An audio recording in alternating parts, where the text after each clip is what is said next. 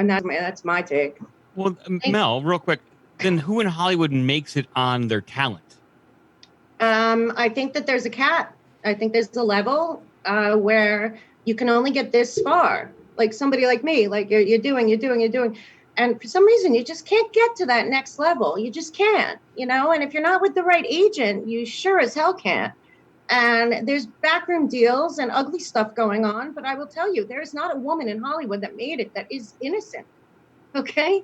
There's no innocent at the top. There's just not. Either it was a family thing or, look, there are a few. There's always going to be a few. But I'm just saying, yeah, right. I'm just saying that there is a cap. Look, I went to Beverly Hills Playhouse. I didn't know in the beginning that it was the hub of Scientology, but it is. And they had a reason to promote you. You were promoted if you followed the rules right. One time my teacher at Beverly Hills Playhouse said to me, "You've had too much therapy." And I'm thinking, well, that's a good thing, I think. And he's like, "Oh, no, you're just not malleable enough." And then that's the truth. And I'm just so sick. I see these women that I know are not innocent. Look, let me tell you something. A man can be destroyed as easily as a woman. There's many women who've destroyed men, used them, pretended to be in love, used them, dumped them the minute they became famous. I worked for a couple. So, I'm just, what's happening to Brian Callen. Listen, I know that woman. I know her husband. Whatever. God, even Jason's here. I know about a couple of them. And the truth is that there is a cap in Hollywood. And if you're not going to play the game, you're not getting there, because the truth is they need you to go out there onto the late night talk shows and promote the message. The message is more important than you. And, it's very sad because women aren't victims. It's a total lie. Anyway, Whitney, maybe you have something to say. Well, like the whole accusations of the we're talking about, right? I haven't really followed, so I don't really know how much I want to chime in. And the people like surrounding Rogan that have been like, that you were talking about, Ricky. I haven't followed those either, so I feel. But it doesn't. But from your obviously you've gone deep in your research. I mean, it doesn't seem out of the realm of possibility that they would go to those lengths, right? Yeah, I mean, maybe, but also like keep in mind too, like Rogan isn't exactly like 100% truth teller. He had Epstein's chef on, didn't ask him about Epstein once, and like talked about steak the whole time. Good point. Good point. So, I mean, maybe they want to, pressure him a little bit. I'm sure they're mad that he left YouTube or whatever. Just Spotify. Yeah. We've talked about that. Well, I think we've talked about it a few times where I think some of us think, and Sam's much closer to him than any of us. He has the hunch that he's basically, it's a F you to YouTube, and he's gonna kind of, I guess, stay within the guidelines while he's there, and then once he goes to Spotify, he'll have a little bit more freedom. I mean, that's kind of what we think is going to happen. I mean, we'll see if his first episode on Spotify he has Alex Jones on. But it's hard to know. I mean, there's so many I've heard like Alex Jones, I've heard Rogan talk about, and other people close to Rogan talk about some of the creepy stuff that happened to Rogan when some of the DNC people were trying to contact him about having people on, and he was talking about like just the amount of people in politics that when he first started having politics on that were contacting him like, hey, you should have this person on, and like all the pressure he was getting to have these people on. Yeah, I can only imagine the invitations he got to a million charity events. Like, come speak for us. Yeah. Listen, I think Rogan's just trying to stay middle of the road. I mean, who can blame him? He does. Listen, he goes all over the place, but to try to like peg him, he's been doing this since he's a kid. You want to talk about somebody who earned it? Rogan earned it. I saw him doing stand-up at 18, 19, 20. I was there too. It's Comedy Cellar. Look, this guy earned it. He got acting gigs. He got everything. There's people who earn it. I just, as far as the women that come out with these Me Too things, they're not them. They're so I don't know. I've heard Callen talk about him and Schaub talked about it a while ago about how when Rogan said Amy Schumer was stealing jokes and how it kind of hurt her career, and she's a big part of like that Me Too movement, and whatnot. So who knows? I mean, there's Yeah. this stuff. I mean, what we see. I mean, who knows what's going on behind the scenes? It's Ricky, it's. let me just jump in. I mean, Amy Schumer is the niece of Chuck Schumer. Just to throw that right out there too. So talk Thank about you. politically connected. I mean, it doesn't get Yeah. much more politically connected than that. I just want to jump in. Spreading right the there. message. She is But one of the, also, I she's one of the mean- biggest hypocrites. She was basically brought in to a little bit of the comedy scene. I used to listen to her on Opie and Anthony with Jim Norton. And talk about a crass show. She would join right in. So what the hell happened? Blowjobs. The whole story was about giving blowjobs and being a cum dumpster. I mean, come on, this is not real. I hung out for decades with Sarah Silverman backstage. I was periphery. But what I'm saying is nobody's innocent in the comedy scene, and that they're destroying men when I know women being like, I'm going to try to have sex with him tonight. Maybe he'll put me on stage tomorrow. Is not a joke. And it didn't happen once or twice. And to think that men aren't able to be destroyed is insane, especially in Hollywood. When I first moved out there in '99, I used to tell my friends, just show up at Sky Bar with a suit on and tell any woman you're producing a movie, you probably get lucky. And I mean, I just, this whole like women are innocent thing, just like we're learning. People are baffled by the Ghislaine Maxwells of the world and the Ellens of the world and the Oprahs of the world. We were told, especially during the Kavanaugh, believe all women. Well, I don't, because I know better. Why are women even more, like, we're all human, and women have the capacity to be sociopaths and psychopaths too, and sex demons. And it's just the whole fallacy about, look, I feel bad for these guys because innocent until proven guilty was destroyed during Kavanaugh, and they're all paying for it. Well, speaking about women not being innocent, Whitney, I don't know if you know anything about this woman called Maxwell.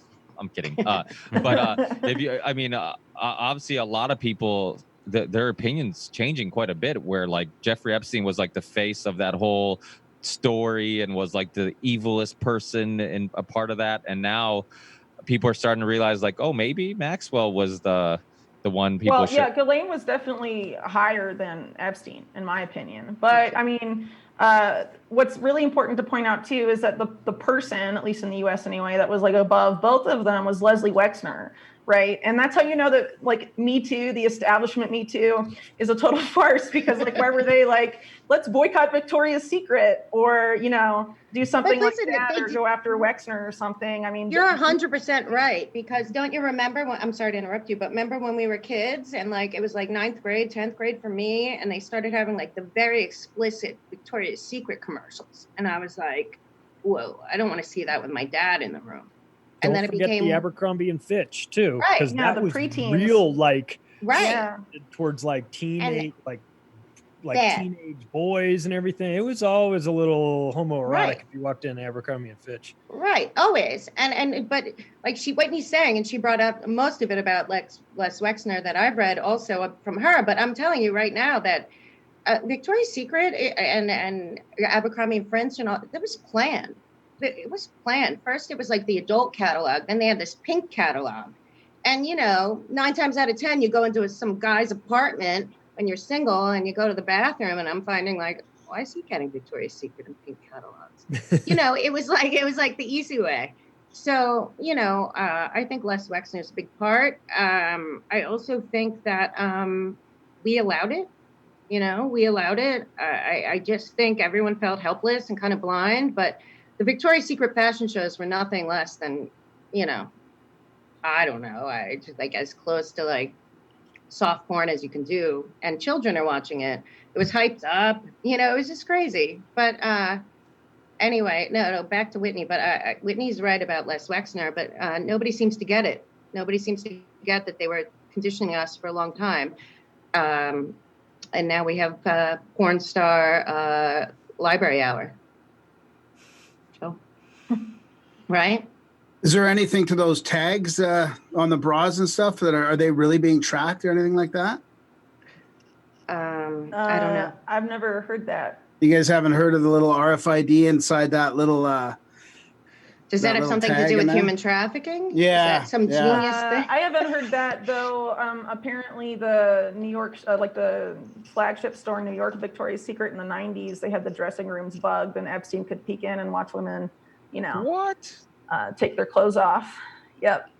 Yeah, well, Maria Farmer knew that because Epstein described like moles and like different marks on her body when she went into that store to try on a bra. Yeah. So, I mean, they definitely do creepy stuff, right? And also Epstein would like at his island and stuff would like have Victoria's Secret products and be like, look, you can wear these and all this stuff, So, I mean, definitely. It was an audition. I thought that they went down there to audition. Well, I mean, some of the girls thought that, right? And a lot of the recruitment. It was upselling. Yeah, it's upselling. Victoria's Secret. Right. Well, you know what though? But people play. My main issue is that the women aren't innocent. I feel like the whole Kavanaugh thing with that MK Ultra girl, whatever her name is, I can't even remember. I don't even want to. But the whole like, I believe all women. Everyone. I mean, that was a setup for what was to come. And well, I mean, they don't believe all women though. I mean, they said that at first, but it's only believing all women is convenient when it's the woman they want you to believe. Listen, it's all selective, it was right? About believe all women. It was just believe all women in that period of time when the only woman and the focus of media was the particular woman they wanted people to believe. Then Tara Reid comes out and they're like, no, actually, we don't believe all women anymore because Biden, right? So, I mean, it's always been, I mean, that's that whole sentiment behind that movement. I mean, yeah, like obviously there's a lot of like predatory, like Harvey Weinstein obviously is like a serial predator, right? But I mean, it was trying to subvert any sort of movement of targeting, I think, predators like that, whether male or female, and leading to anything sort of constructive. They had to make some sort of establishment movement to sort of co-opt that, those feelings, right? Jason, you were going to say something? I was just going to point to Tara Reid as well. I mean, literally, you had one side of the, false political spectrum sitting there talking about grabbing him by the pussy from him joking about that off camera on some shitty talk show. And Joe Biden, who's no angel for a million other reasons, actually grabs him by the pussy. There's actually some evidence and some legs there. You could go back to that Larry King clip where her mother clearly does call in and mention it. And you can also look to the fact that she was not looking for fame or demanding justice, saying, look, this did happen to me. I was a staffer. I shut my mouth about it, etc. But the media didn't touch it. Forget about believing her. It was barely in the news cycle a week and a half. I mean, if that doesn't explain to people how manufactured the outrage that you see on television and social media is now. I was swiping on Tinder early in the week, and the opening thing was how they support BLM. I'm serious. Like, I've got a full BLM Black Lives Matter ad on my shitty dating app that barely works anyway. Like, what is going on? This 2020 is the fucking worst, man. And today, I spent the majority of the day out with about 200 people who were protesting what's going on in New York. This woman lost her mother. I had another person whose father was murdered in these homes telling their stories. Erin, the whistleblower from Elmhurst, was here. You want to know how much national media covered it?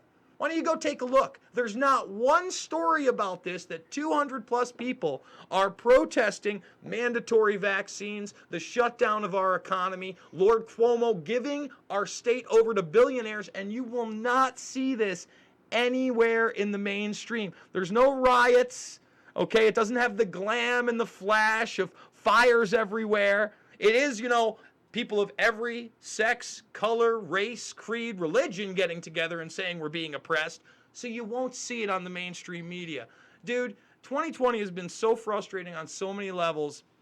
We're maximizing stories that don't matter surrounding one of the biggest stories out there, aka Ghislaine Maxwell and Epstein, right? There's so much more to trafficking. talk about. That's nobody's talking about it, and what they're picking and choosing who to put in the forefront. I mean, there's people like Jeremy Piven and Brett Ratner and Jeff Ross and all these other people that are coming out, and that story comes and goes immediately. Suddenly, this one guy or this other guy, Callan, or the other guy, or Chris, or whoever, and it's like they're picking and choosing who to destroy, and that's interesting to me too, because who's choosing who to destroy? Because because like the Tara Reid thing, they destroy her, but they promote a woman that can't even prove that she met Brett Kavanaugh ever, and it's just. I don't know who's choosing. I'm so sick of like the fact that there clearly is as Whitney and a bunch of people here have all talked about, is there's clearly a group of people that are running everything, that are deciding who matters and who doesn't, and who gets a voice and who doesn't. And at this point, I'm not sure who it is, but I feel like we're the only hope. But nobody's telling the truth. I was doing a whole thing today trying to figure out what watch the water means, because there's so many scenarios of watch the water. It could be the cargo, it could be the water, it could be this, that, the China. But I'm just thinking, like, nobody's paying attention to that. Nobody's paying attention to the real stories. And I'm just curious who's really dictating all of this now. Who's running it? Like, it can't be Soros. It's just not.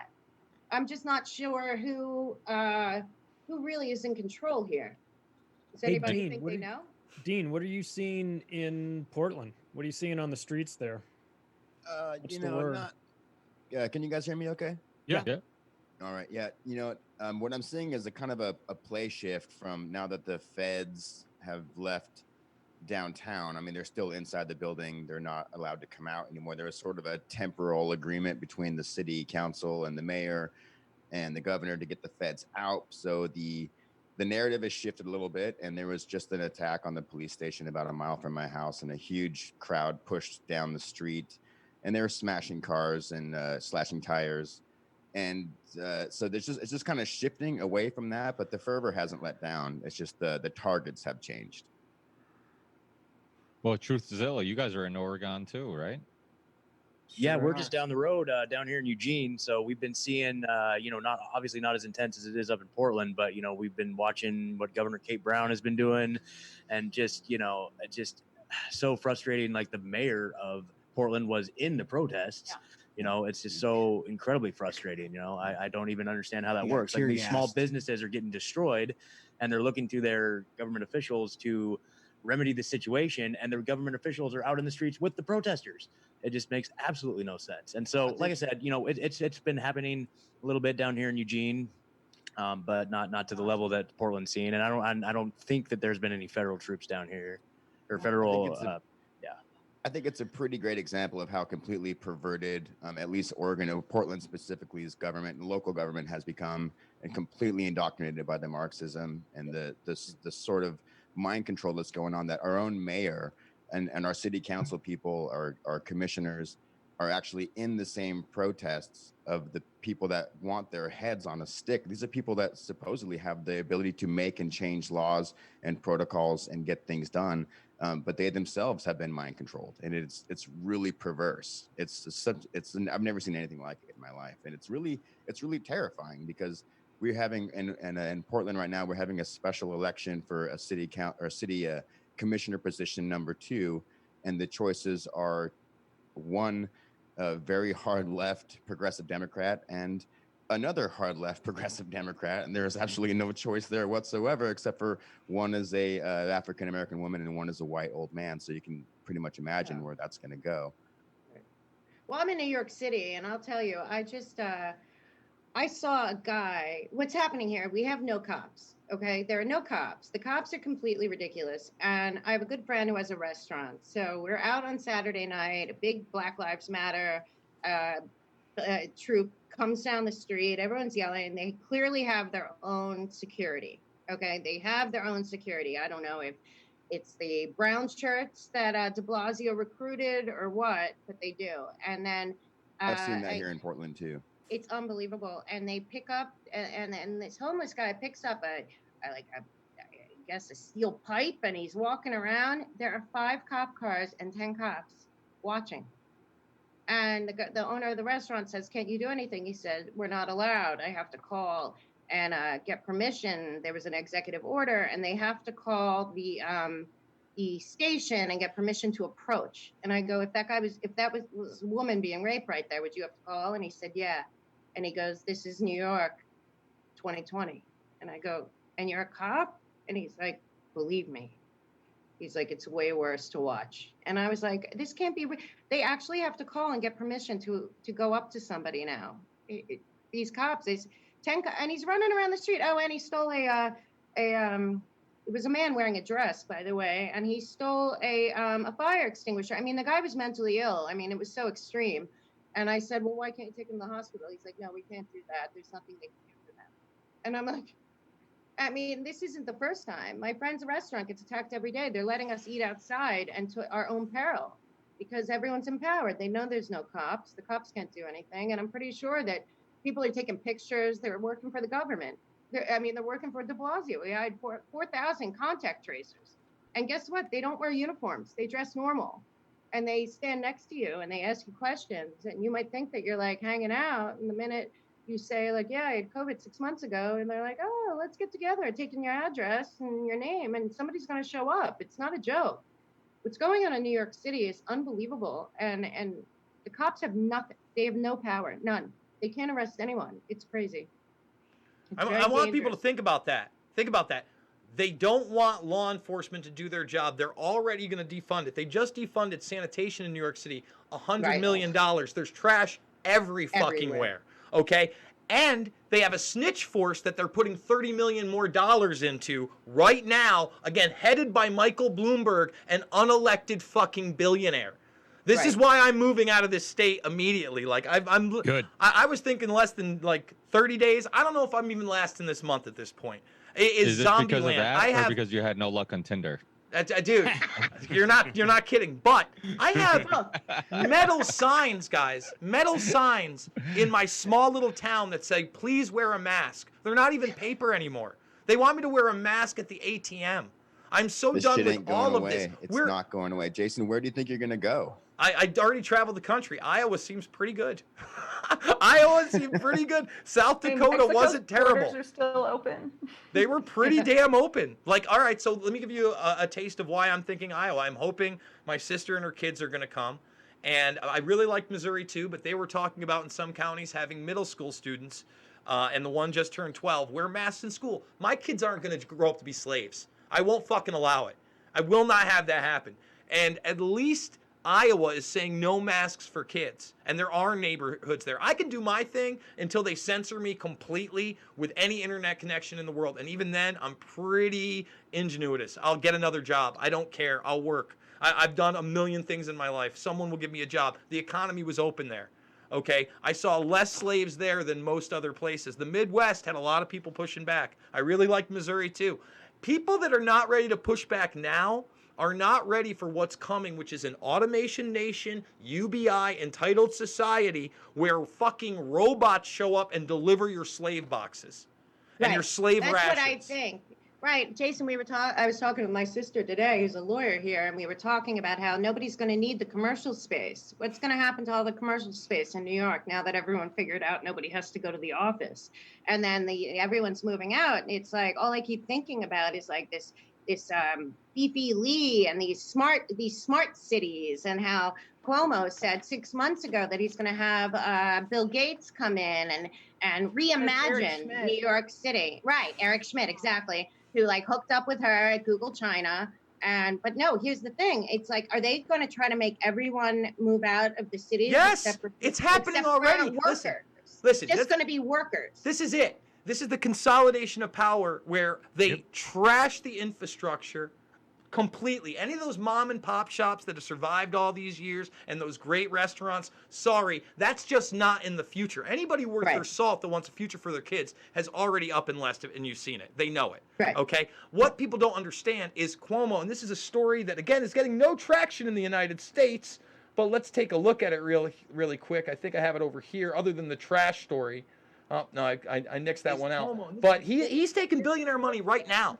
Right now. In New York City, they have more billionaires per capita than anywhere else in the world. And he's taking money from 43 out of the 118 in New York State. This is a Guardian story. You know, they asked, why don't you just tax the billionaires? Oh, then the billionaires are going to leave. No, Eric Schmidt is going to scoop up the infrastructure. These are the building of the smart cities. So, exactly. The smart cities are there. They're just concentration camps, basically.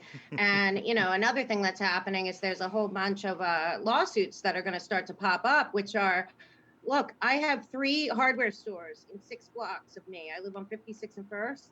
We've all closed. but Home Depot was allowed to be open. Well, all of them are talking about, getting together and suing. Like, why was Home Depot open and all these stores have to close forever?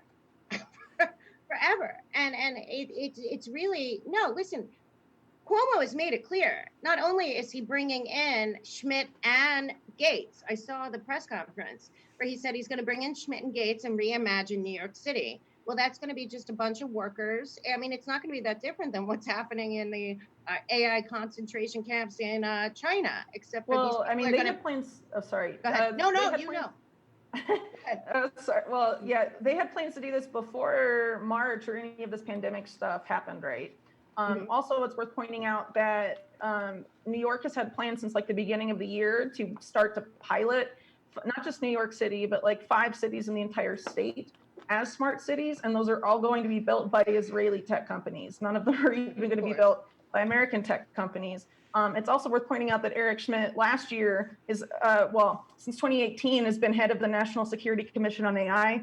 That commission just inspired the new bipartisan AI plan that they're going to push through. And so he's, they're piloting a lot of this stuff out in New York. But, I think the whole, like another thing that's going on right now are the huge evictions, right? Right. That are about to go on over the past month. Where are all those people going to go? Well, if you look in on the West Coast, a bunch of Silicon Valley companies have donated to these housing initiatives where they're going to make modular smart houses for everyone to live in that gets evicted, right? So, I mean, I think a lot of this is intentional. Yeah, I mean, it is. Also, apparently the W hotels in New York City are taking in homeless people. I think there's about a $250 a night. And what's that, 7,500 a month? So, at this point, like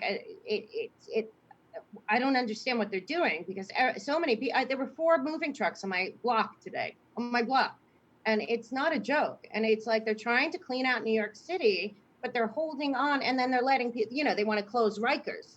So what now? And what's happening in New York City is a travesty. First of all, they're not opening Broadway until 2021. They're not opening museums. The hotels are getting killed. Like, what's the goal? Well, listen, Bill Gates has told you the goal. It's 2022 lockdown. 2022. Right. Listen, everybody needs to watch that 30-minute full interview where he lays it out for you. Let me explain what's going on here. Lockdown till 2022. Multiple vaccines that do not stop COVID-19 at all and hopefully make the mortality rate go down. These are his own words from tests where in Moderna's case, 80% of those that took the second dose, and he says it's a minimum of 2 doses, maybe more for the elderly, okay? All of them got side effects that included fever and chills, which is basically what you get from the virus. 20% hospitalized. 20% hospitalized, hold on. And 100% who had side effects that took the hot second dose, aka the higher one. You already had an 80% rate, but it was 100 that took the hot dose. Okay, and it doesn't even have to protect you. 7 billion orders in a global vaccine program. Immunity. Right. Oh my God. How can that be? And also, no, the other thing that's really bizarre is that I don't really think that that people don't want to believe that there's evil. Like, I think people don't want to believe that the depopulation agenda of like the UN 2030 and all these agendas are real. They don't want to believe that communitarianism. Yeah, like people don't want to believe, like actually, Emmanuel, the third Emmanuel brother, Zeke, who did the Obamacare, actually said that people above 75 years old are a waste of money. So, there is a situation here where it's about depopulation, and depopulation's a myth because if they just took out the quadrillions of dollars they're sitting on, everyone could eat. But that's not going to happen because, they really. Well, the crazy thing is the logic in it too, because Bill Gates has said, he thinks that there should be less people and he believes in lowering the population, but yet he's pro-vaccinating everybody because he wants people to be healthier, and he justifies it by saying, well, people have more kids if they're unhealthy because they take care of them. So if we vaccinate everybody, then people will have less kids. I'm like, what the fuck are you talking? Like, who believes this? Like, yeah, but like 400,000 of the vaccinations in India, why they're not allowed there, I believe, are the women ended up being infertile. Yeah, you know, he's a eugenicist. I mean, his father created Planned Parenthood. Nobody seems to realize, like, they're all the same. They really believe that there's just too many people on this planet and that they should pick and choose who survives, who lives, and who doesn't. And you know, if you're not working to benefit their needs, look, it's like everyone here knows, especially Jason and Whitney have done a lot of work on it. Is, you know, they don't lie. They, like Bilderberg, all these people, the good group, all these these think tanks. They don't lie. They actually say that there are too many people on this planet who are not worth being here. And you know, at this point, it's hard to imagine that these Democratic governors put people in nursing homes on purpose. But it's also hard to imagine it's not true. You know, it's worth pointing out that. Oh, sorry. I was just gonna say we're pretty lucky. We have a fresh young face like Joe Biden to stand up to these people. Yes, he can't stand up. Apparently, he's a young whippersnapper. No malarkey tour. Does anyone want to roll the dice on who Biden's going to pick this week? It's got to be this week, right? They can't roll past like under 90 days. I mean, there's not going to be any debates. Apparently, we're all going to mail in vote, and we're going to have to wait for the election to be over. I hear it's going to be Britney Spears. I was going to say Pete Buttigieg. A nice white gay man would be the best call. Just no, he already said it's going to be a woman, right? Throw a curve in it. You know, no. He's not saying anything. Real quick, I'm gonna try not to be depressing about this, but I think the ultimate goal here is no matter who wins, we're going into an authoritarian state. Oh, absolutely. I can talk a lot about that, actually. Please do. If I can. Yeah, go for it. Yes. Right.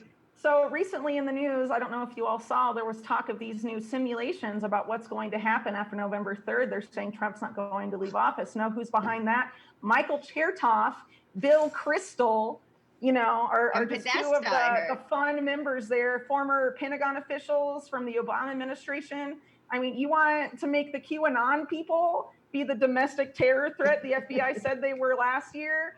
You make a group like that to simulate, you know, Trump war games. I saw that today. That's so crazy. What's crazy, though, is that this isn't the first simulation they've done. This group has been around. There's actually two groups, and they share membership. And one has private membership, and one has they like release the names, right? But they've been around since like way earlier this year. But there's also another company that I've written about called Cyber Reason that has ties to the CIA and Israeli intelligence. And they've been simulating on several occasions since last November for there to be terror attacks, cyber terror attacks on election day, and that the elections will be canceled or no winner will be declared, and then there will be martial law, right? And so this has been going on. I mean, this is just like before 9/11. You have like, you know, Pentagon's hitting you know, the planes and the simulation and like all this other stuff that they were like war gaming, and they claim it's like traditional national security, whatever. And then you have things like Dark Winter before the 2001 anthrax attacks, right? And here we are with like stuff like Event 201 and Crimson Contagion last year before coronavirus, but also, you know, the November 3rd, 2020 election also being like a key focus of, you know, chaos and probably the next false flag. And they're basically telling us now way more than they were last year, because they've been seeding this narrative since last year, saying stuff like foreign actors are going to meddle in democracy and U.S. democracy will never recover, right? That was in Rolling Stone last year, right? And so, but now it's like so in your face. They're basically telling you that Biden's going to win, and then Trump's going to refuse to leave because he's going to say the mail-in ballots were fraud, right?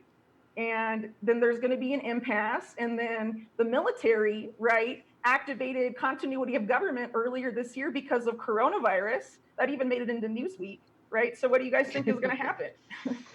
Isn't it so aggravating how they just tell you what they're going to do, and then we get this weird Stockholm syndrome over a period of a few weeks, and then everyone acts surprised because they actually are surprised that they did what they said they were going to do? I mean, that's why I'm trying to talk about it so people don't forget, because like a week from now, people will like not remember that I said anything about this at all, you know? And one of the nice things about these simulations that when I say nice, I mean awful for us, but nice for them, convenient for them, is that it gives them, when you run a simulation like this, it gives you the ability to pre-position assets in different locations just under the guise of simulation. But in actuality, you're putting people where you need them when these simulations go live. And so I've been wondering recently if the rioting and the protesting and all of this isn't the pretext that's being used to increasingly justify, maybe say like a UN takeover, somebody from the UN coming in and creating some sort of pretext for martial law. And then what do you know? We have the elections, and then martial law breaks out. And isn't it convenient that all these assets were already put in place to be right where they needed to be the minute everything kicked off, and so that you can lock down everybody and whatever. So we don't need a crystal ball. We just need to read their writings and and listen to what they talk about at the Atlantic Council and Council on Foreign Relations and these Event 201 simulations with Bill and Melinda Gates and World Economic Forum. And the World Economic Forum is telling you what's coming. I mean, all you have to do is open your ears and listen to what they're talking about. And it is a dystopian, nightmarish future, all painted under under this picture of, we're just trying to move into the fourth industrial revolution. And isn't that great? We're all going to have better jobs, and it's going to be about sustainability and all this fluffy stuff. But in actuality, it's going to be the end of the world that we recognize. And unfortunately, they have, we've already seen what the American public will do in a situation like this. We will stand there and applaud as the troops walk down the street instead of, standing up for ourselves, because we've been so conditioned that like our freedom is some sort of inconvenience for us or something to just be handed over. It's frankly, it's embarrassing. But like Whitney's right. I mean, the more you talk about this, the more you talk about the surprise that's coming, it makes it less of a surprise and more along the lines of, hey, weren't we talking about this a couple months earlier? And so people can wake up to it. So we have to make this a conversation, even if it's not a pleasant one, because we don't benefit if we're completely caught off guard by what is coming November 3rd. And I think all of us know that there's some fuckery afoot coming for the elections. I mean, I think that's a guarantee. So it's just, what flavor are we going to get? And it's unfortunately, if it's what Whitney is talking about, if it's these scenarios that they're running, it's the type of flavor that nobody likes. I'd like to have Jeffrey pop in here for a bit. Hey, what's up, guys? Hey, what's up, Jeff? It's awesome to see you here. It's nice to meet some of you guys I've never met before, but it's awesome to be in the room here with all you domestic terrorists talking about all these myths of the chaos of the world. But I mean, honestly, it's I appreciate all of you guys honestly for the invite. Just being able to hang out with you guys is awesome. Hanging out with Burmis a couple weeks ago, you guys have kind of thrown these terms in kind of separately, but as long as we get caught up in kind of the nuance of this, what I like to call an asymmetrical warfare. But at the large chess game is this eugenics-based, transhumanist, technocratic authoritarianism that's going to probably take a long time to tease out. But in game, that's kind of what it is. And again, we all know the fix is in. This is that Hegelian dialectic of bringing order to the chaos that they created. And I just I was talking to a good friend a little bit ago. Just how bad will it get? I know they've been packing the powder keg for a long time now. So what's going to be that spark? Is it going to be one of these small catalyzing events? I mean, I don't know if I'm dating myself saying this, but the Falling Down movie, the thing that set him off was not getting his breakfast. What's it going to be that sets everyone off or sets this whole thing off? Because I've hate to be pessimistic about it because for a long time, it's like, hey, what if this happens? What's going to happen if this happens? And for me, it's kind of a foregone conclusion at this point. It's no longer a matter of if certain things are going to happen. It's a matter of when and what's going to start it. But it's and leading up to that 2020 election, excuse me, unemployment money's gone. People's jobs are gone. We're just going to see more and more chaos leading up to the election. I don't know how bad you guys think it's going to get. I just have a very unsettling feeling when you see just kind of what's happened right now when people's bellies are relatively full. Let alone this kind of organized chaos we're seeing. So, I don't know. My 2 cents. BRV? Graham? I'm sorry. Yeah, BRV or Graham, you guys want to weigh in? I'll jump in here real quick, man. How's everybody doing? Good, Billy Ray. How are you, man? Good. I'm Doing glad good. you My made name is you were Billy able to Ray make it. Valentine. What was that, buddy? I said I'm glad you were able to make it today. Thanks for jumping on. Man, thanks for the invite, man. I really appreciate it. It's great to be in the company of everybody here, man. Really quickly, right? So we were talking about a crystal ball, or just reading the documents and figuring out what's going on and looking at the simulations. In reality, all we really have to do is live and observe, because it's playing out as day throughout my lifetime what's been going on. And I don't have to read any of the documents to figure it out. I'm a pro wrestling fan, so I know when I'm being worked, right? And from administration to administration to administration, nothing really changes. It's just a baton that's been handed down, plain and simple. And what's going on now is really it's a reincorporation of the people into the left-right paradigm. Everybody is in this game. Even in our community with QAnon, they're in this game. We're thinking that we're going to make some type of a difference here by electing Donald Trump or Joe Biden. And there's not going to be any difference. It's only going to get worse. And I think we can all agree on that point alone. It's only going to get worse no matter who gets elected. It's not going to make a difference. Can we do anything? I don't know. Let's talk about something really quick, because there is something right now that is something I think that we're going to have to do if we're going to succeed. And that's, we need the hackers, the real ones, to pull some really Julian Assange type shit.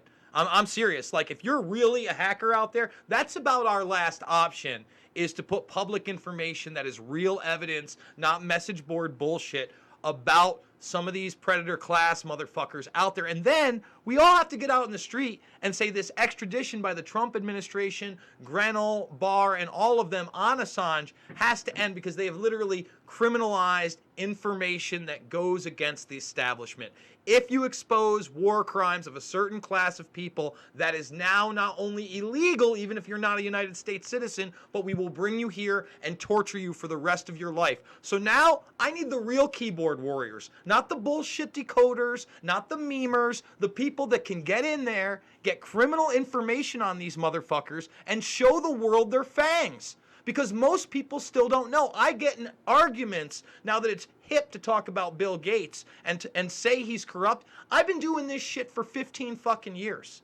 Okay? It isn't news to me that that's an evil, evil man that is a eugenicist and a transhumanist. A lot of people are buying into Elon Musk's bullshit as he puts up Starlink, and DARPA puts up the same thing right now because he wants a factory. Oh, that's great. He wants a fucking factory. Is he calling for your bar to open? Is he calling for the schools to reopen? Is he saying your gym should be reopened? Is he saying that we need to go up against these guys? No, he's telling you to take a goddamn brain chip called Neuralink. So now is the time, while we still have technology on our side and we can expose these people, we need to. I'm not that smart.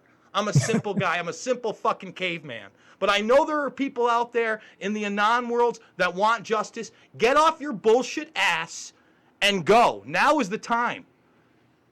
Let me get in here real quick. Jay, I appreciate everything you said, man. And I also wanted to thank you for telling me to get the hell out of New York when this thing hit. I really appreciate you for that, man. I really do. I was talking to Charlie about it the other day, just letting him know what you told me. But on top of that, man, I don't know if that's enough. I really don't. We have to figure out a way to get that message into the mainstream. Look what Whitney Webb did. And Whitney, how you doing? My name is Billy Ray. I'm a big fan, right? You did something that was groundbreaking for me when you interviewed a farmer, okay? And I didn't know much about you. Right. And I heard that interview and I was like, my God, this is it. If the Democrats were serious, right, about getting this dude up and out of office, which they're not, they would have went right to that interview, but they didn't. They ignored it. He talked about Bill Clinton going to visit Epstein when he was sitting president. They're all in there together. They're all in there together. Epstein went to Obama's White House 3 times. I mean, it was Clinton's White House 3 times. Oh, okay. But whatever the case may be, Barack Obama apparently went to the island. So at the end of the day, it's just more a matter of why isn't anyone asking why?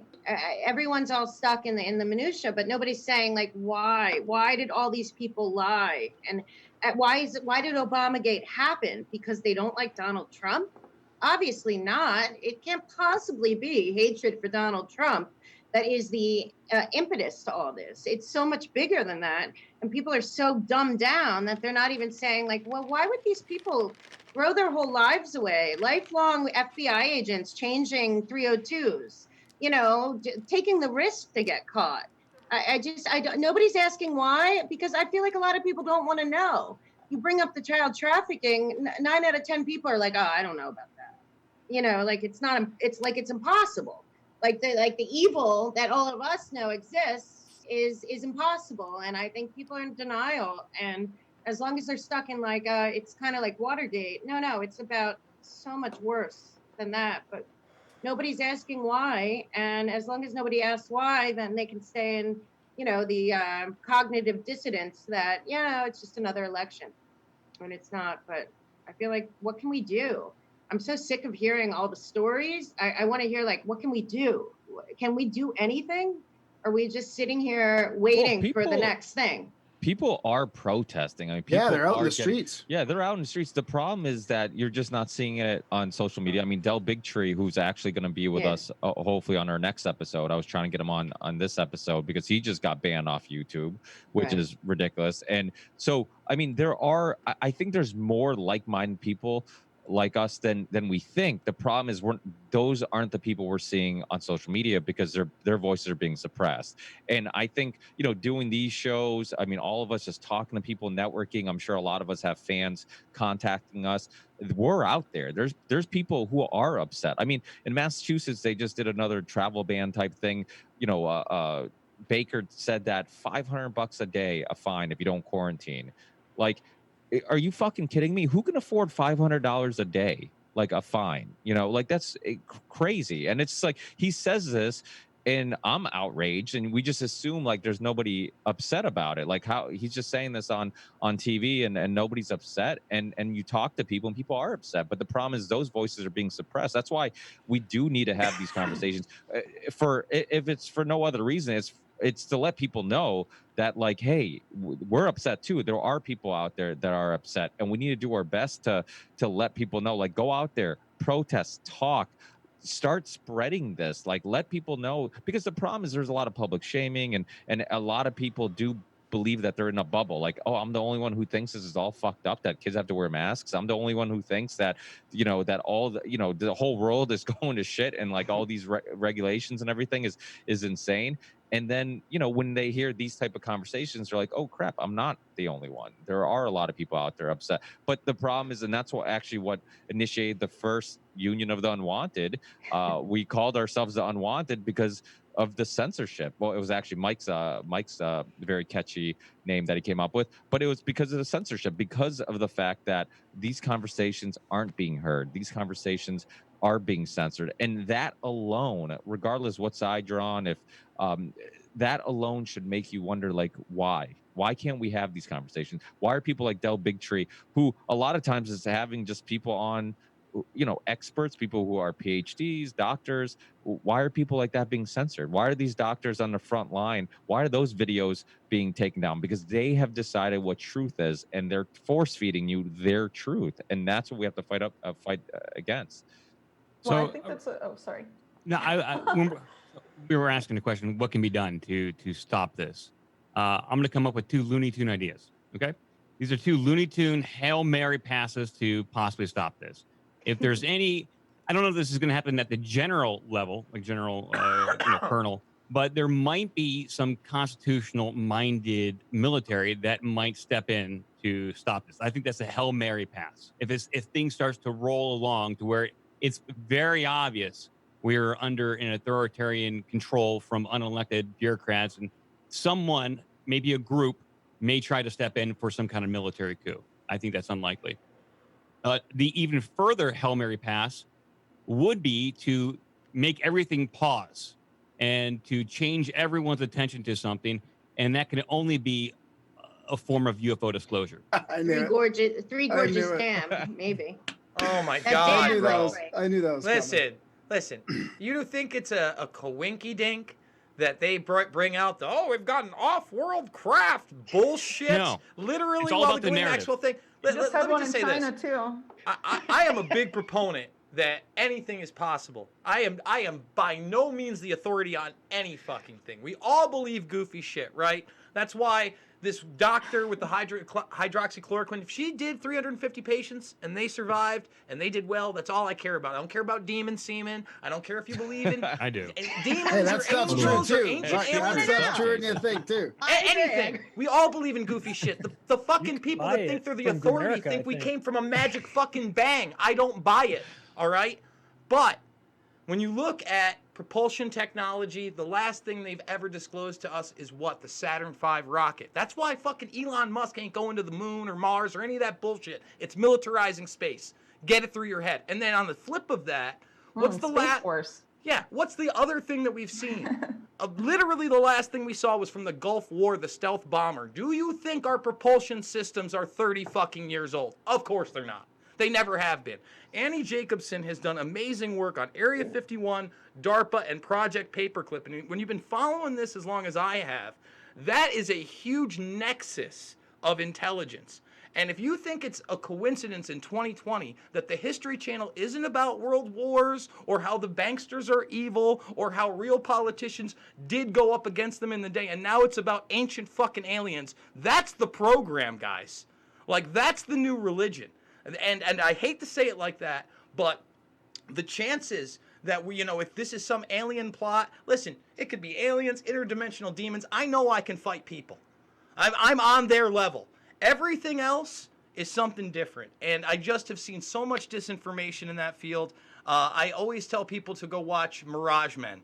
It really explains how they proliferate alien disinformation. I'm gonna stop. I know I get emotional. Go ahead. I totally agree with you. That's why it matters how, if there is alien material, how this is disclosed, because this disclosure program started. It was conceived when they thought Hillary Clinton was going to be in office. Exactly. So I think that it's really important what the narrative is when this disclosure rolls out. That's what I'm saying. Exactly. Yeah. It could be used from both sides. The side that's going to stop globalism or the side that's going to perpetuate this control. I'd like to remind people in the United States that Obama passed the Smith Modernization Act of 2012, which legalized propaganda inside the United States to be used on Americans. So whenever we turn on the news from that day forward, it's not to say that they weren't lying their asses off to us before that, but they took the extraordinary step of legalizing it, in my opinion, with the intent of using it. You wouldn't do it if you weren't intending to use it. So whatever we see coming out of our media, let's just say mainstream media, we just always have to remember to apply that factor to it, which is this could potentially be part of the legalized propaganda that they intend to use to deceive us. So, when people say, well, why would the government do that? Or why would the media lie about that? But whoa. It doesn't matter. They legalized it 8 years ago for a specific reason. Is this it? Could be. But it could be used on everything. So when you have these conversations, you interact with people that aren't quite so familiar with these types of topics, it's important to remind them if they say, why would the government lie? Or why would the media lie? Or why? Well, there's a variety of reasons for why they would lie, but just remember to inform them that they made it legal to lie. Right. Well, that's why they knowingly. But also the hardest part is that I think that the masses aren't engaged. They're just following orders. I hate to say it. I feel like New York City right now, New York City especially for me, people are walking around like zombies. They're not, and people are being fed this. You wear a mask whether you want to or not for the other guy. And people have to be like, I don't care if you don't wear a mask when you get in the elevator, and you're like, oh, okay, great, I'll take it off. But it's still a matter of people are walking around, at least in New York City, like they're zombies. But there's some positive stuff happening though. I love chatting with all you guys about this because it makes me feel like when I'm trying to explain to local people or normal people that are asking me what I think is going on, I try and explain the big picture. seems right on track with what you guys are talking about. I'm not fear mongering when I talk about, mandatory vaccinations and this kind of technocratic takeover. But again, we're kind of being led by the Germans and the Europeans. They won't roll over as easy as us in North America, right? Do you see what's happening there? It's positive. They're all Nazis, according to mainstream media. Yeah, but fuck the mainstream media. I mean, like, this is, we all know what's, and then look at what's happened last weekend. I saw people protesting about human trafficking. I mean, human trafficking has never been so mainstream as it has been in the last couple months. I mean, everybody's hearing about it, and there's people out in the streets in all the big cities down there doing it. So there is some good stuff happening. But Graham, that was the smallest, saddest, most tragic protest I've seen in a decade. It's a start. The masses don't want to believe it. People there, and not to discount its validity, but it was heartbreaking to see that there was 15 people, some great signage, virtually no support, and then like a blink of an eye, a fart in the wind, it was gone. That's why I think that even if there was alien disclosure, even if they Max Ghislaine says it was Obama, like it would just pass. It would pass in the 12-hour news cycle because, like you said, I mean, we could go downtown today in Portland and protest what we were just discussing, fucking human trafficking, and we would be shouted down by hardcore leftist mobs because by protesting anything other than BLM or abolishing the police, then we must be for the oppressive patriarchal system. It doesn't matter. The narrative is fucking set and the mind control is crazy strong. So I think most people don't want to believe it. They don't want to think that their uncle is a child molester. Right. They don't want to think that their family member. Most people don't want to believe that they'll push shipping it down. Children in cargo ships from China all the way up to all these islands, all these people have these. Nobody, absolutely nobody but us wants to believe the temple on Epstein Island was what it was. Or they would rather believe in aliens than to believe that. Nobody wants to believe it. I say to my mom, well, this isn't even nearly as bad when it gets to the adrenochrome and she's 80 and she's like, I don't want to hear it. It's like down. You don't want to hear it because you don't want to believe it. And I mean, I look at, Germany and for many, many years, you just turn the other way and believe that it's not real and it's not real to you. I mean, the real story is, guys, that we're just missing and no one said anything about it. The Rock just bought the XFL. I saw it. Yes. Priorities are just whack. What a disaster.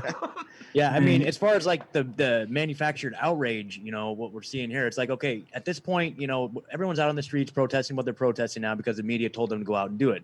Now, at this point, it's up to all of us to stick our flag down in something that we believe in and go for that. You know what I mean? Like if the media was saying go protest human trafficking, everyone would be out protesting human trafficking. It's something we're that doing what we're told.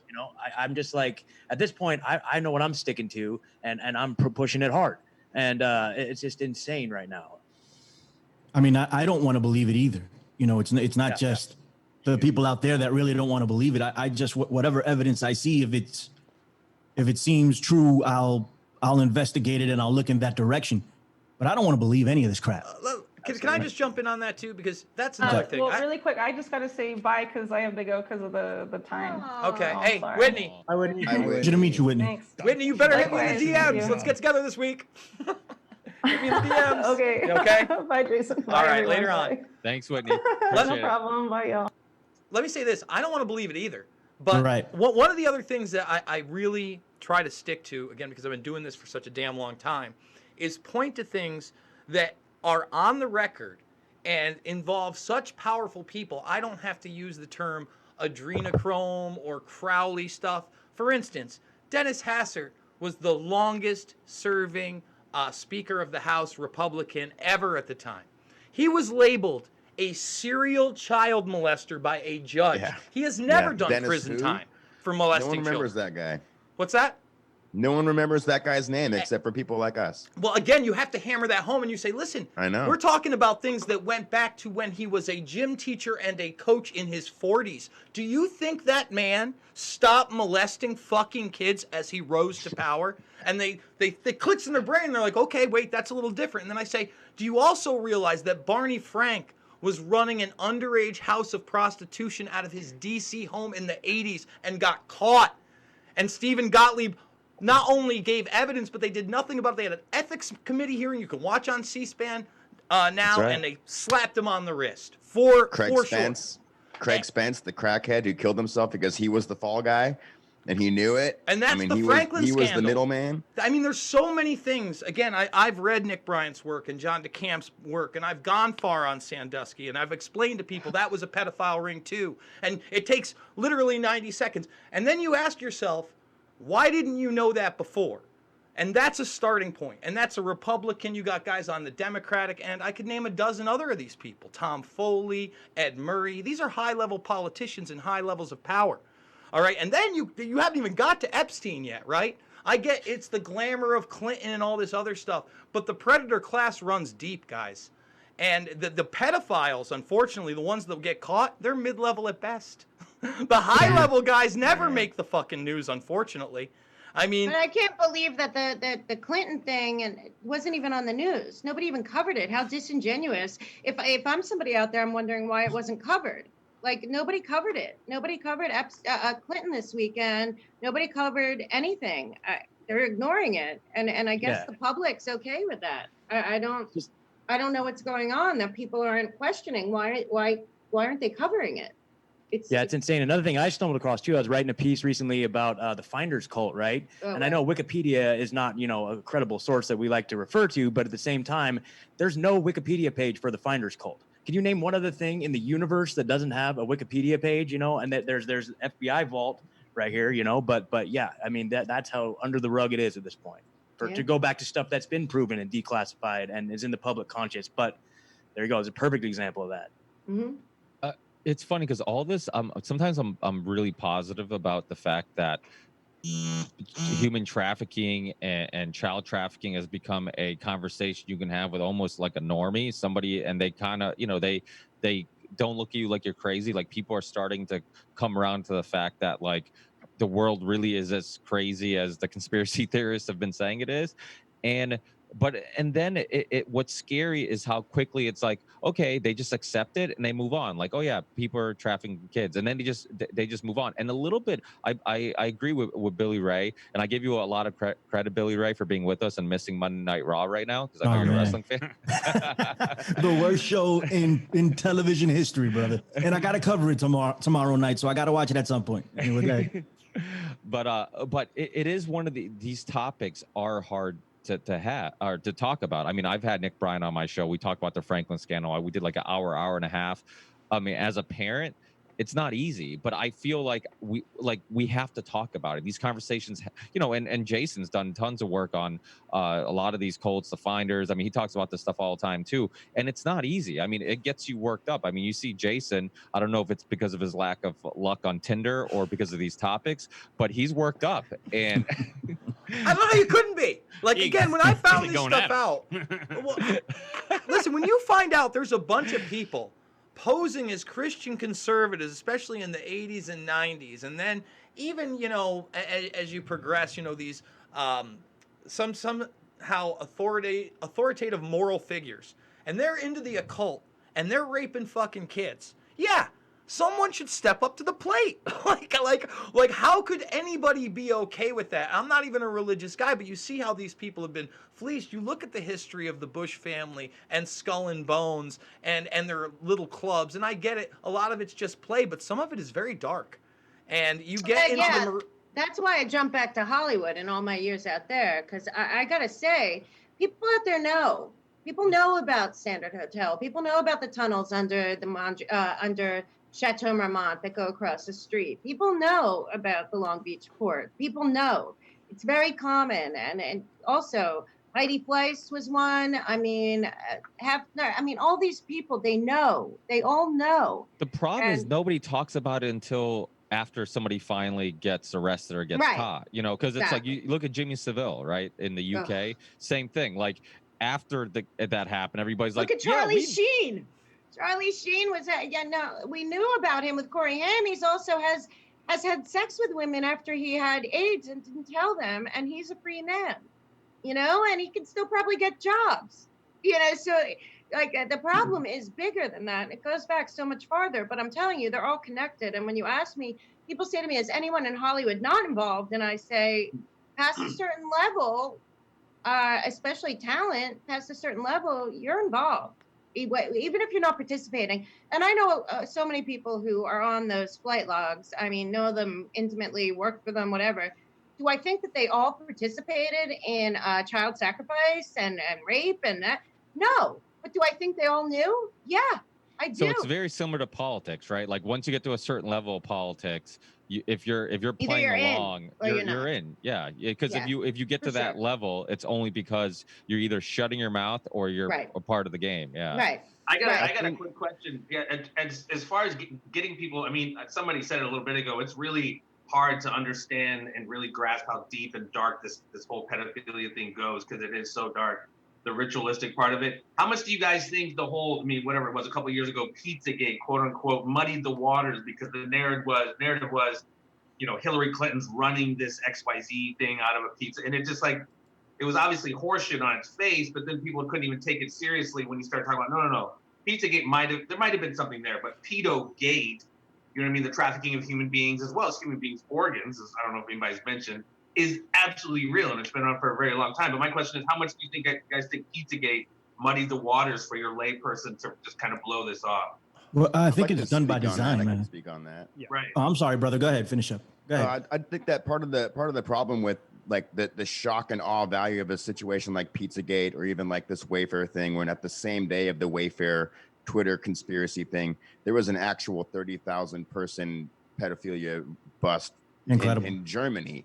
Exactly. And made no national news. But the thing about the whole the child abuse, child sacrifice, pedophilia shit, like you said, Mel, it goes so back, so far. I'm talking thousands of years. This is this is part of the human shadow of our human culture. This is something that I think for people like us and people that are not like us to actually fight back and try to quell, we have to first be able to embrace the fact that it is a legitimate, although perverse and horrifying aspect of our human culture as a whole. We go back, I mean, all of mythology is absolutely based foundationally on sacrifice, particularly the sacrifice of human children, for whatever reason. And now it's all being, and so the Pizzagate thing, to talk about that, Jeff, for a minute, this is another politicized spin to keep people fucking fighting. It's another dialectic. It's it's Hillary Clinton, Hillary and Podesta were making jokes about it on TV, and it just goes on and on and on. And so the more we just get distracted with the humorous side and the dialectic, the more we take our eyes off of the real mythological foundational base of our human culture. This is the thing that we have to accept first, and then unwind and unravel like any other trauma that's within our whole body collectively as a human being. And even though it doesn't go far back, as like you said, do you think, how much do you guys think is just people are just perverse that way, or how much do you guys think it has to do with, for lack of a better term, dark arts or dark magic? There's a cult. Absolutely. For real. And especially in Hollywood and DC, they're a cult. But it also goes back to their, listen, you don't have to believe what they believe, but they do believe it. And there is something about these rituals with, like, especially pedophilia and little boys. I'm sorry to say it, it's disgusting.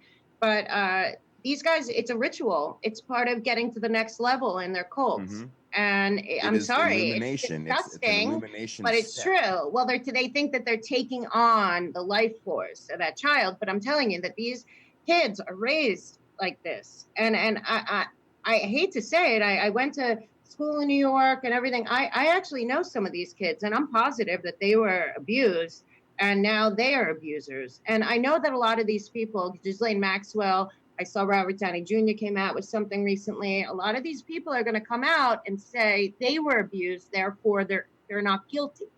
But they pass it down, and we all want to sit there. But all you have to do is look at the facts of some of these people, all the way back to like River Phoenix, David Geffens. Yeah, I mean, I know so much about these guys, and I'm telling you that there is a cult, and if you're in the cult, you need to pay. It's just like getting your thing with Nexium, same thing. You're getting that they own you. How many of the past presidents in the last 150 years have disappeared when they're young boys, and they go through, what kind of rituals are they going through? Amen. Dave McGowan right there. I got you, Graham. Well, once you're owned, you're owned. And that's it. Jeffrey Epstein and Ghislaine Maxwell were basically the biggest blackmailers of all time. Now, I'm at a point where I get the Q movement and I get the plan, but you know what? I'd like to see some evidence. I really would. At this point, I'm so sick of it. I just feel like I just feel like we need to either like put up or shut up. I mean, it's getting to like a really ugly level. I've been like researching this. Hey, let me jump in here for a sec. Okay, go ahead. If you don't mind. You know, to the brother's statement, you know, about you know, how much is in there to muddy the waters, like a Pizzagate or a Wayfair. Wayfair's complete and total nonsense, right? So we go back to something that Jason said here, that he wants to see the real hackers come out, right? These QAnoners, they're busy looking for something that doesn't exist, right? But there's a lot of talent there. There's a lot of, you know, they do investigations and they're able to uncover some things that might be rooted somewhere in reality, but the majority of it is just nonsense. And we're never going to get anywhere if we keep going that way. Can I jump in too? Because you know, let's bring it back to Pizzagate, because there, like I saw what happened a lot with 9/11 Truth. Only it was in an exponential level. 9/11 Truth took years to culminate, and it spoke a different language because it was the breakthrough in production and video being available to the world at the click of a button. More and more people with PCs, laptops, right? That was already in place when this happened. Now, had you focused on emails that had 3 children by name and age in a hot tub for entertainment on a farm, and you didn't focus on so much how grotesque everything was happening at a Comet, and then convolute the idea that people were absolutely saying kids were being trafficked out of that pizza place. Anybody that reads those things and checks into Jim Alefantis' Instagram, where he literally has his avatar as the Greek god of pedophilia, knows that he's a fucking creep, right? There's no doubt. I accidentally tweeted about him in 2012 because he was in a lawsuit with his then boyfriend, David Brock, whose previous boyfriend was actually suing them, had no idea who the guy was, and then it kind of breaks out. And the only reason I found that out is because I had, you know, basically Googled whether I'd ever reported on the guy previously. Now, he's a creep, and he's probably into some bad shit.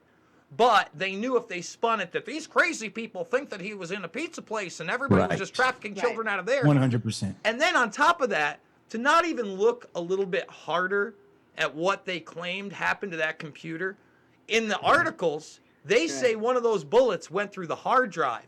Right. But you have video footage where you clearly see the bullet hole that just went through the case. And I'm not that smart, but I can put a computer together, and I know where the hard drive it is. And I know they also recovered hard drives from 9/11 after those towers came down. So even if it had been shot, which is imagination land, they had what was on that hard drive, and they never, ever investigated it. And when I even took that to Mick West, Mr. Professional Debunker, he goes, well, the bullet hole clearly isn't through the hard drive. And I go, exactly. So they have it. So why didn't they look at it? And it's just crickets, man. So there was something there.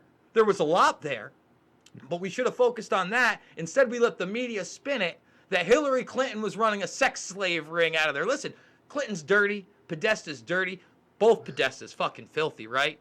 But I mean, if you do focus on the Marina Abramovich spirit cooking, and you tell it like it is, instead of everybody's a Satan worshiper, you say, no, this is some woman who says she does occult rituals, and one of her old art things happened to be menstruation blood, semen, and a bunch of other gross piss and shit, and they were doing something weird there, exactly, delicious, and then you have all these weird keywords. You put it to somebody like that, all of a sudden it's a little different than what the media spun it. But that's the same thing with 9/11. What happened? No planes hit the towers, space beams, TV fakery. Every bullshit theory you could get out there, they tried to and pushed.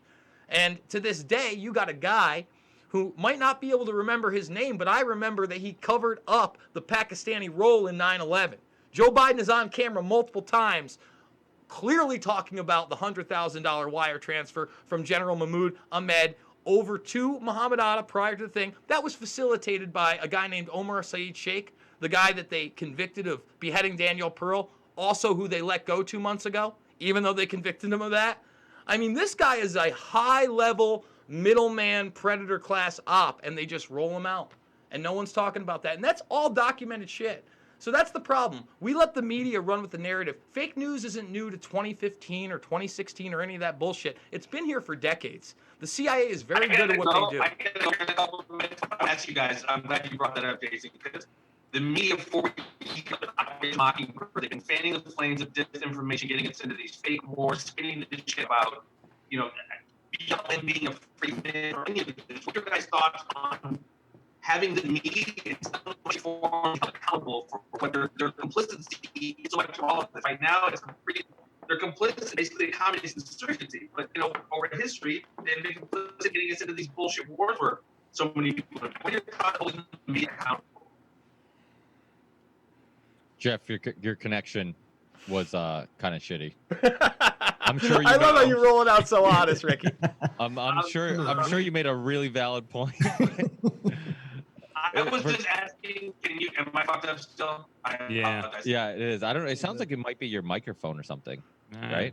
He sounds like he's on the lag, that Wi-Fi lag. Yeah, it's his Wi-Fi, man. I deal with it all the time. It's his Wi-Fi. Media accountability. There is none. All right. There's never been media accountability. That's the problem. We never held the media's feet to the fire, and we didn't even let's give you an example of why Trump was never going to take on the deep state. This is when I knew it was a hoax. He could only do so much. He promised us the JFK documents not once but twice.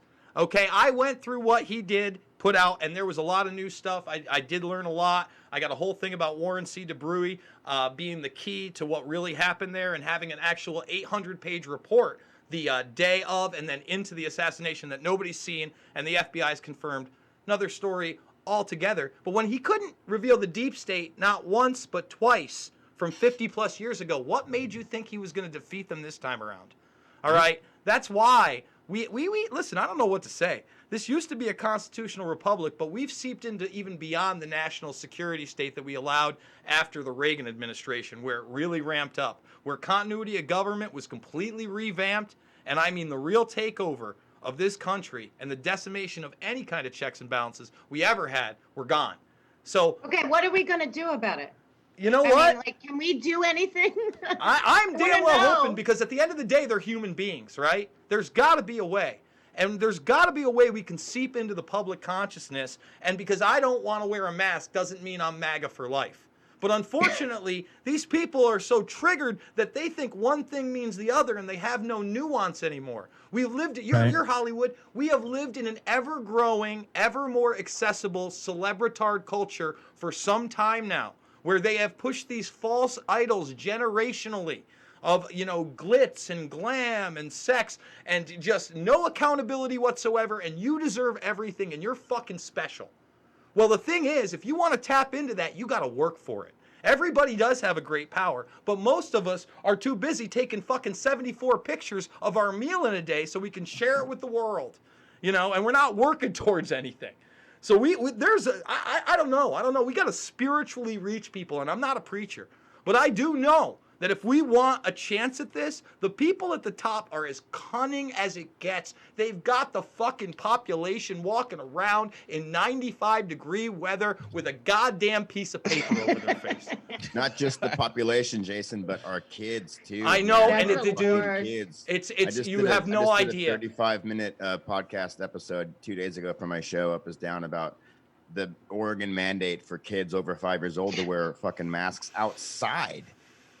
And it's such an inversion. It pisses me off so bad. I'm not going to get started on it, I promise, but I'm with you, Dina. Kids in New York City are scared to leave their homes. They're holding our children as leverage. That's the thing. And I mean, in spaceships here. It's so fun. And you look at the sad state of affairs of how people actually do protest. We don't go out there with, people go out there with signs, and now they go out there with fucking Roman candles. But everyone, in the one hand, has a Roman candle. The other one, they have a phone. Like, they're just recording themselves in this protest. Everyone wants to be a star. So the idea of actually people coming together for something as horrible like child trafficking, which I think is the #1 fucking issue, ultimately, good luck getting anyone to do that without a phone in their hands to record themselves doing it, because no one's going to do anything, it seems, unless there's an audience watching them do it. That's why this whole take a knee thing was like taking the nation by storm. Everyone's taking a knee. People were coming and saying, and I'm like, listen, no one is going to go to the store and make someone take a knee for them unless they're fucking recording it and uploading it somewhere. We don't have to do that at the store yet.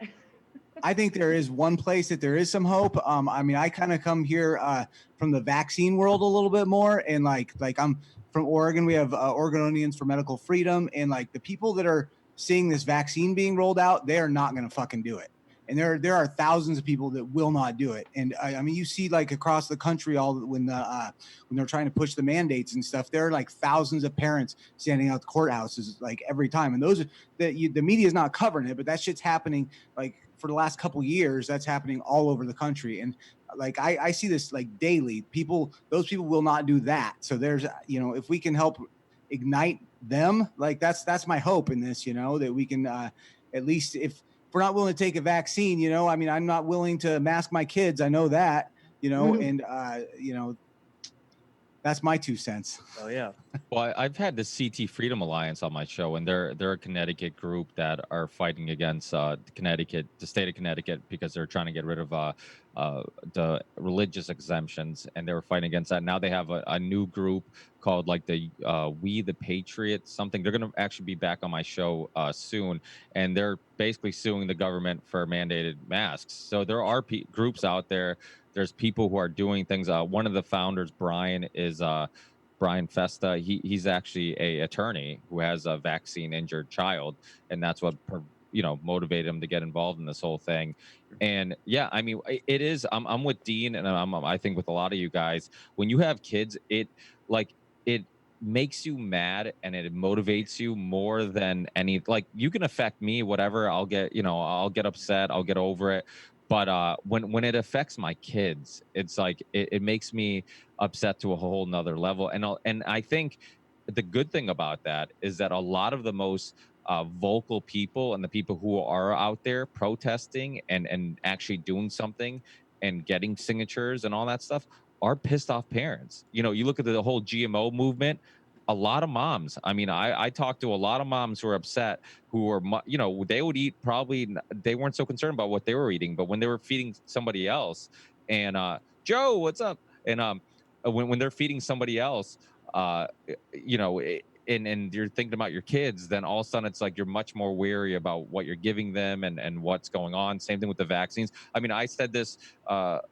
In some cases, it's the other way around. I've said this on one of the previous shows about how many people would just let the pediatrician stick any needle they wanted in their kids, but now when they're like, hey, we might have this coronavirus vaccine mandated, they're like, oh fuck no, I'm not taking no coronavirus vaccine. I'm like, motherfucker, you just were okay with the pediatrician just sticking any needle in your kid, and you didn't ask questions, and all of a sudden it's your turn, and now you're a little like you're a little bit more aware of the fact that maybe we shouldn't just be taking Big Pharma's word for it, and that's the thing about Big Pharma. It's like we all agree that Big Pharma is corrupt and has been sued for corruption and conspiracies and giving people drugs that hurt them.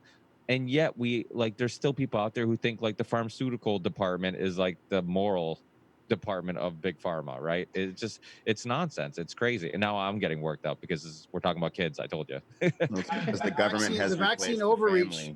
The vaccine overreach could be their downfall. I mean, the size of their balls. I mean, the way they went and they instantly took down the frontline doctors. I mean, they're pushing their luck, I think. Yeah, that might be true. That might be the one place everyone can agree that, like, what we're blindly going to just trust these people that seem so nefarious. And it's also, like I said, I think most people want to believe that it's not real, that nobody would want to hurt us, that these vaccines can't be bad for us. I just think people are in denial, in the masses, at least. They know that you won't just blindly trust Big Pharma. So what they have done over the last couple of months, if you are paying attention to this, looking at it from this sort of perspective, they're putting nurses and doctors on pedestals in the way that they did with the troops during 2002, 2003, for, the yellow ribbon. Yellow ribbons. It's the yellow ribbon, dude, and the TikTok dancing. Go out clapping for the nurses, clapping for the doctors, putting them on some sort of, mythical, status, because those are the people that are going to be administering the vaccines. So it's much easier for them to get you to do it when you see them as heroes, when you see them as above reproach. Yeah, but wait, Charlie, they're only heroes. They're only heroes if they're pushing the narrative. Because if there are all the many doctors that have been saying the opposite thing, then they're not heroes, and you suppress those voices, and that's what pisses me off. It's like, wait, if it's about doctors being heroes and we should listen to Dr. Fauci and Dr. Birx, well, there's a lot of other people who have that are considered doctors and have PhDs and went to school for medicine who have different opinions. Why aren't their opinions valid? And like I always tell people, I'm like, it's not abnormal. It's not unusual for people to get a second opinion from another doctor. Why? Because we agree that sometimes doctors have different opinions. So why is that okay to accept in all cases except this? Now all of a sudden it's like, no, we've decided, and this goes back to what I said previously. Like, they're deciding what truth is, and only people who agree with that truth can be heard. Everybody else is going to be censored. And if you look at the frontline doctors, that was 600 doctors. Even if you believe the discrediting of one, there's 599 other opinions to choose from. Listen, demon sperm has not been discredited. That's right, sir. That is right, sir. It definitely exists. Damn straight. Can I get that on Amazon? Is that? In fact, on her Twitter, she came out on and said, like, on her Alibaba. Twitter, like, Well, Ricky, you know, Probably is Alibaba. again, I want fake demon sperm from China. I want real demon sperm. You don't want Yeah, counterfeit right. demon I want the sperm. real. I want locally grown, organic, non-GMO demon sperm. well, yeah, she owned that on her Twitter. She came out and straight up said on her page, she's like, a lot of you need protection from demon sperm, that's for sure. Yeah. The irony is we talk about batch demon sperm. We talk about incubus and succubus all the time. I mean, there's a lot of people that have legit issues with this stuff. I mean, I'm with Grant. Nighttime demonic attacks is not something to laugh at. So I back her up on her demon sperm thing. I'm with her. Me too. Yeah. So I joined because y'all started talking about the protest and actually getting out on the street. And I will tell you, I don't know if it's gonna work. But I got my. Come on, go. Channel your inner Elf Jones. There it goes. I'm channeling. Here. Come on, fucker. God damn it. Whatever. I am about to get out on the streets. I'm about to get out on the streets because I'm so fucking pissed off about this shit where it's like, really, you all are going to wear masks. You're all going to lecture everybody about these stupid masks. There's so much information. I've had people say, oh, there's no proof that masks are not beneficial. And it's like, Google it. There's like some. There's like a little bit, So it's like there is this split the difference thing where, as Ricky was talking about with the experts, it's like we're all got to trust the experts. It's like, well, wait a minute. What about the experts that don't go along with that narrative? Y'all don't want to listen to them, and that's what pisses me off the most, where it's like, my brother literally got fired for combating the narrative, and he's a nurse. He's a registered nurse who literally got fired for challenging the administration because they cut off an entire section of the hospital for beds that never got filled. So, I know that this stuff is bullshit. I know that it's bullshit. And so it pisses me off that everyone else in the world wants to ride along on this goddamn train and not go, you know what, maybe this is, there's not enough evidence to support this. You know what I mean? It's like you question the moon landing and all of a sudden you're a fucking lunatic. But here it's the prediction was 2 million plus people were going to die worldwide. I don't think we're even close to 400,000. Well, but also the masses are healthy. It's a small amount of people that are unwell and getting sick and are but it's like the masses are healthy, and yet the masses are the ones that are protecting themselves rather than it being the people that are unhealthy or don't feel well or whatever stay home or wear a mask. But no, it's like everyone has to. So Donald Trump said today during the press conference the average age is 78. I know. 78. So think about it. So the average age is 78, but the lockdowns, right? The businesses being shut down, the gyms being shut down, the schools wearing masks. So all these regulations, who the fuck are they mostly affecting? Not the 78-year-olds who are at home watching freaking Drew Carey on The Price is Right. I mean, the rest of us who want to leave and actually live our lives and experience lives, things and be with people and be in social atmospheres, we're the ones most affected, but yet we're the ones least at risk. Why? Right. How does that make any sense? How are people accepting this? I mean, it drives me crazy. But you know what? If you sit down and you have a conversation with most people, even people who seem like they are completely in the other direction, when you start just I had a conversation with somebody at the gym the other day. They're like, "Hey, you do a podcast," and they just start talking to me, small talk, and I'm just like, yeah, but the numbers are going up. I'm like, first of all, let's just start there. The numbers, the tests we know give false positives. Okay, without a doubt, we know the tests give false positives. We know that the CDC has said themselves that there's even if you test positive, it could be a false positive, but even if it was a real positive, that coronavirus that they are testing for might not even be the one that causes COVID-19. They can't specify. So everything that this is all built on. And they're retesting the same people who were tested supposed to be positive. And the pool testing. The pool testing's the big one now. I think that's what everybody's starting to adopt that, and that's right in their own documents. Yeah, and start tracking back and give all these potential cases and call them cases. I mean, it's ludicrous. Yeah, and what about now you're hearing story, and I just heard another one today. I'm hearing this over and over again. People who are waiting in line to get tested to decide that I've been here for an hour, 2 hours, I'm just going to go home, or people who are registered, and then they're getting positive test results in the mail. This is real. I think I talked about this on a previous one, maybe might have been my podcast, but how even the governor of Florida was saying this during a press conference. I mean, this isn't conspiracy theory. He was asked about it, and he said during the press conference, "I've been hearing this enough where I think we should look into it." Like, why isn't this like? Well, it was confirmed, Ricky. That was 100% confirmed. So what was happening, and just so everybody understands, and they totally copped to it. Say I was number 7 in line, right? But I leave, and number 8 in line is now 7 in line, but they come up positive.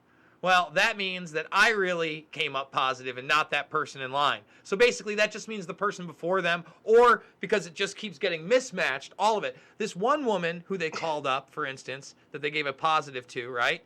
She ended up having to test 3 times negative before they would let her unquarantine. 3 times. She had to test negative and prove that she never actually took the test. So that's how flawed the system is. It's absolutely insane. And you know what? There are some people protesting. This was today. This is Erin, the nurse who was viral for about a week, and then they took her down. She did that interview with Del Bigtree, also now gone forever. Right. It is alarming, because when you can go in there and clearly show that they are literally taking dead bodies that were not COVID positive and then making them COVID positive, all of it has to be questioned. There's no doubt about it. And you know me, I think this is very real. I mean, some of the other weird aspects to me that nobody seems to be talking about is, for instance, the CCP said this was a bioweapon they got attacked with. A lot of Iranians on the inside of their government died very quickly when they got attacked with it, and they joined the CCP. Our guy Pompeo is saying they have evidence it came from the Wuhan lab. So we're really only seeing like chapter 1 or 2 of this narrative of what this thing even fucking is. All right, and believe me, it's being spun. So if you have Pompeo out there saying it's the CCP and it definitely came out of the Wuhan lab, but we're going to go with the narrative that it leaked out of the Wuhan lab and they knew about it and it went from a bat to a human, they covered that up. Not that it's a bioweapon. You know what I'm saying? No, they were trying to do a vaccine or they're good. But at the same time, you look at those casualties that were very fast in Iran, and you have to ask the question, is that even the same thing? You talk about the mainstream media talking about mutations already, right? They can tell you there's already 2-3 strains of this thing that they've confirmed, and there are 6 different types of symptoms, and all the tests do different things, number one. But then you see some people that actually go through a bad route of it, and they do have cystic fibrosis-like symptoms, and it is in their testicles. And all of a sudden, their fertility is down. So we have to stop looking at this as like number one-dimensional, or that this is even a nation-state deal. I think this is a multidimensional thing we're getting hit with. And again, they've already covered their asses by saying whatever they give the public doesn't even have to stop it. You can still test positive after you take it. Why in the world would anybody take that shot when they are telling you it does not prevent COVID-1984? Meanwhile, you got Fauci up there who literally was asked when it was mutated, he said that doesn't mean it changed. In the 10-word definition for mutation, change comes up twice. It absolutely means it fucking changed. Okay? So again, we're in this really weird world where the public's now slowly getting sports back and there's fun avatars out there and, oh, that's so cool. It's a cardboard cutout of me. None of this is fucking fun. None of it. And people are being trained to accept it. And man, again, I wish there were so many more people out there today. Look at Fauci. He was asked when he was being questioned about the protests. Did the protests cause, the spread? And he just tiptoed around that question. It's like, and this is the guy that you guys are all saying, well, just believe Fauci. He's playing this political game the same way everybody else is. Ricky, okay? They just gave him, I cannot fucking make this up, alongside Colin Kaepernick, a social change award from the RFK Ripple Society. Anybody can look it up. Why in the world are we giving... You might as well. I mean, if Obama can get a peace prize for bombing American citizens overseas, then I don't see how this is out of the ordinary. But I will say that we played that on our our Big Dumb Mouth show on our last episode with Fauci, and it was absolutely insane to watch him do this tip. He's doing like a little dance around, like, dude, just answer the question. Do the protest? I mean, speaking of little dance, my prediction: he's going to be with the next season of Dance with the Stars. Oh, for sure. Probably. He was on the cover of InStyle. I mean, did you vomit? And I heard about his baseball card.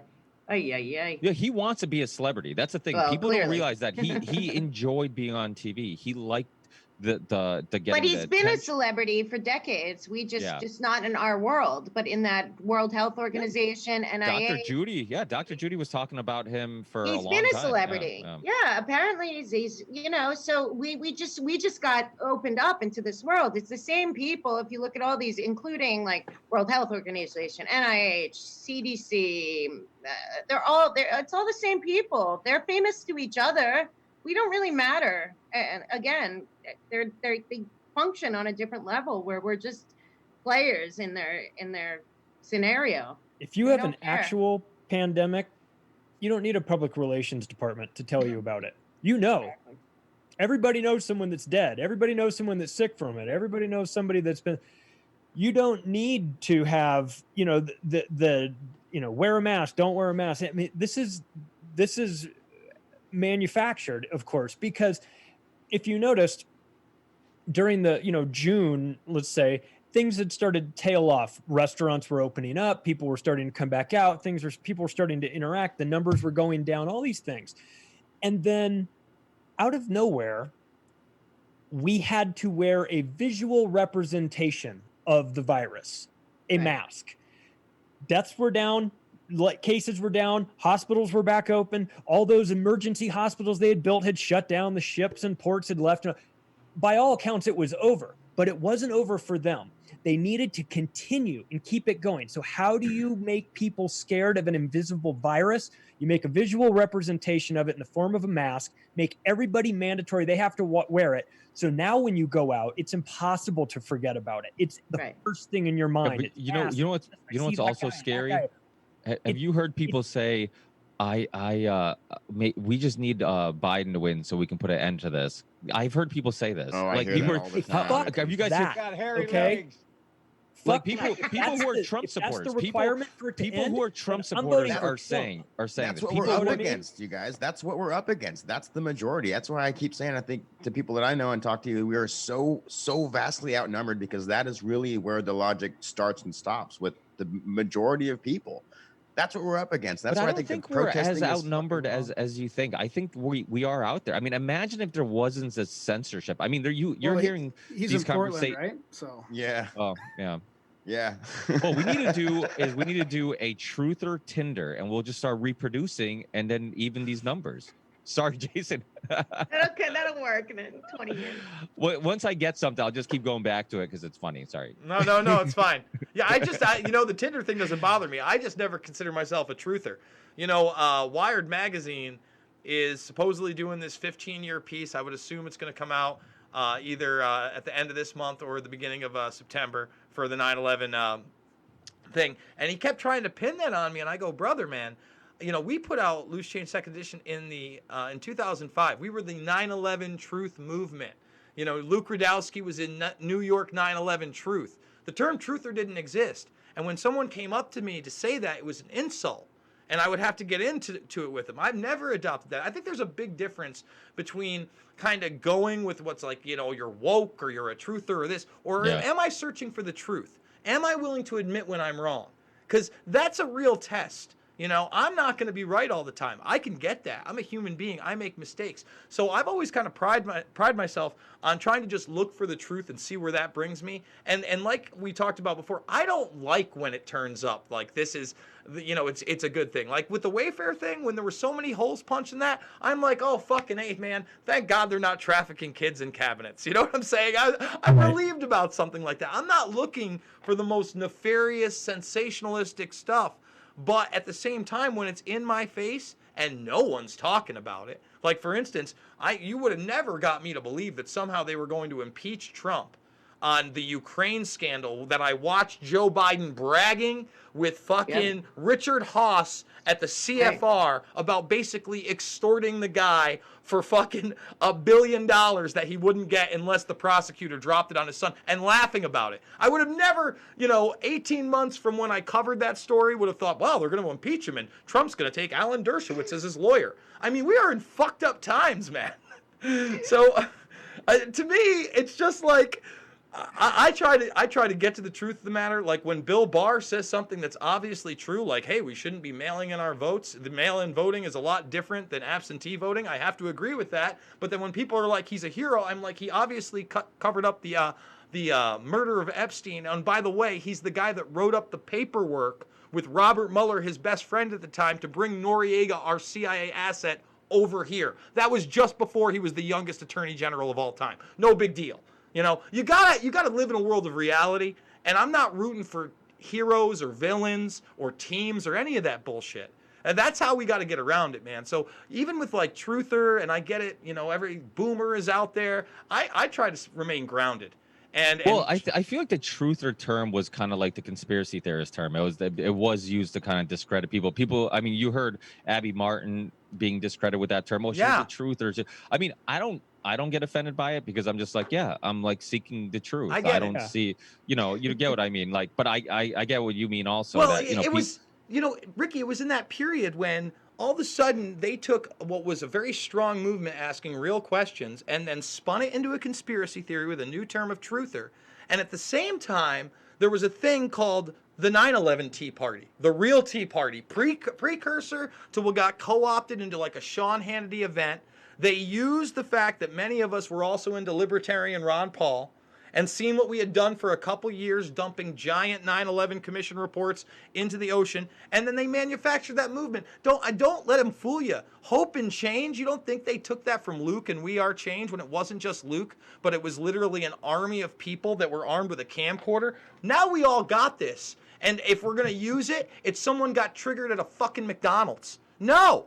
Why aren't we asking Bill Gates or George Soros or some of these top-level guys questions? Not that we could get near them right now, but even 6 months ago when we could, the culture has changed. I think... Don't forget that at the same time, they started to spin up these, I don't know where the hell it came from, but the holographic planes and the plasma beams and all this stuff. You guys talked about it earlier on the show. It's like, where did this stuff come from? And who is it that believes all this crap? You know, mirage manning of every community. Yes. What is that? Exactly. The mirage manning of every community. I agree 100%. The mirage men, which you brought up earlier, I can't remember who brought it up. It might have been Charlie. Jason.